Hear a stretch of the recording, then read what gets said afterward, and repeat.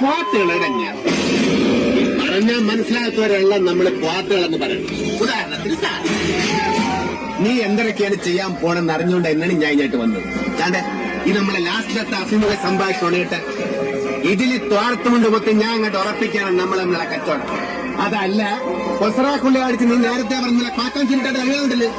ഈ തോർത്തുകൊണ്ടിന് പറഞ്ഞ ഞാൻ ക്വാടി കൊണ്ട് കൊണ്ടുവരും നിന്റെ ഒടുക്കലത്തെ കച്ചവടം ഉറപ്പിക്കാൻ. മച്ചു വേണ്ട വേണ്ട താടി കേടാ.